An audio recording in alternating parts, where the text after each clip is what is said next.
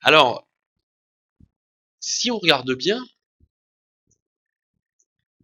par exemple, un rush, si je rentre par exemple à 400%, je vais essayer de me mettre par exemple ici,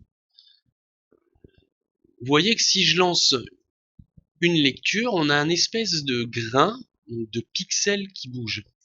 Je vais me mettre comme ça.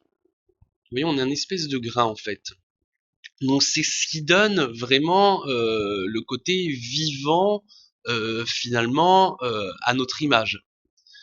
Alors, le problème c'est que si je rajoute le château, étant donné que c'est à la base une image fixe, donc une photo, qu'est-ce qui se passe? Bah, vous voyez que là, j'ai pas du tout le même effet que je retrouve ici, cette espèce de grain. Donc pour dynamiser tout ça, pour donner de la vie au château, bah, tout simplement on va venir jouer avec les effets et dans bruit et grain, on va mettre ajout de grain. Donc je vais venir mettre dans prévisualisation résultat final pour que le grain s'applique à toute mon image. Et puis je vais essayer, donc vous voyez là, il y a du grain, on voit que ça bouge. Je vais essayer d'ajuster ce grain à celui de mon rush d'origine.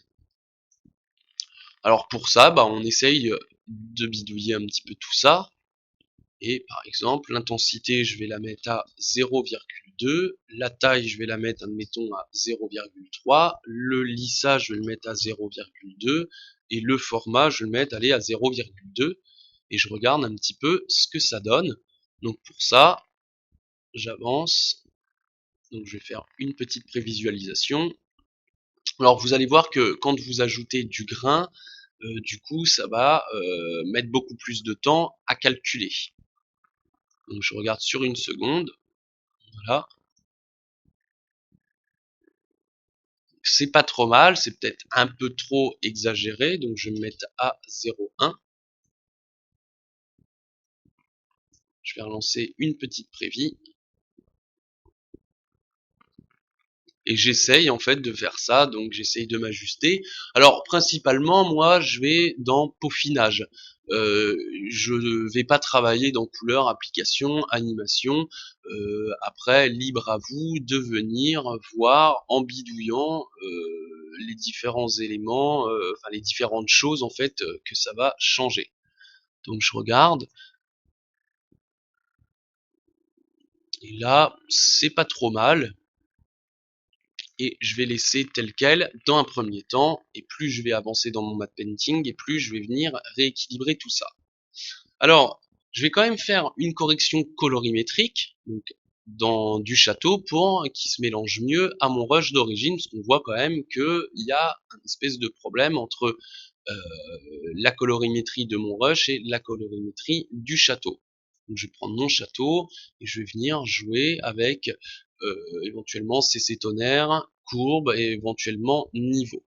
Alors je vais prendre CC tonnerre et puis je vais regarder et je vais m'appuyer sur le mur qui est présent dans mon rush d'origine.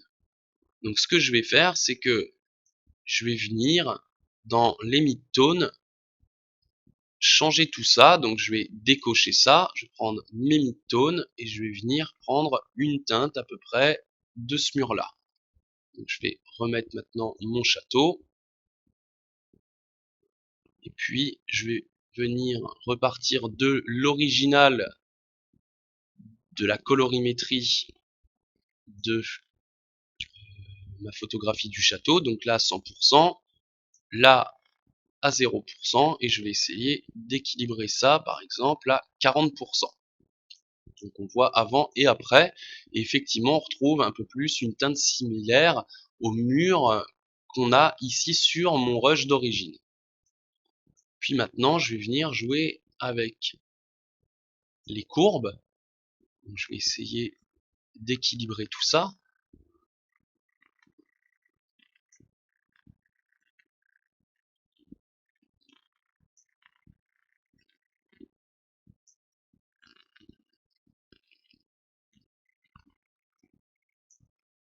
Je regarde ce que ça donne.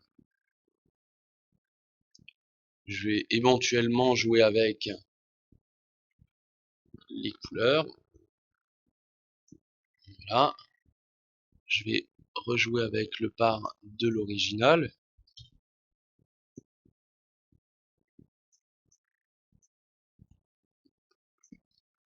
Voilà, donc peut-être un peu trop de vert. Donc vous voyez là c'est très minutieux, il faut essayer d'équilibrer tout ça.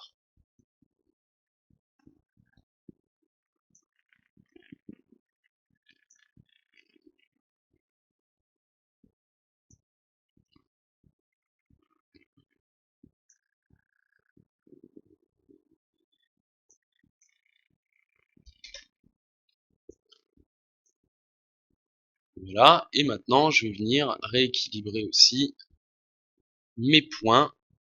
Je vais baisser un petit peu le château.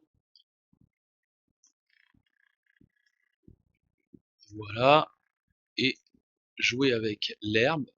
Je la rajoute et faire attention au niveau des têtes pour éviter le rotoscoping.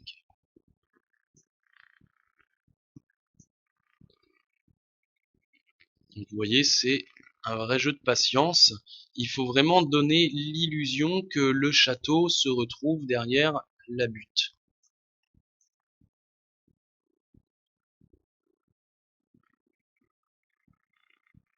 Voilà. Donc je vais laisser tel quel pour le moment et je viendrai peaufiner tout ça quand je passerai au niveau de la colorimétrie finale.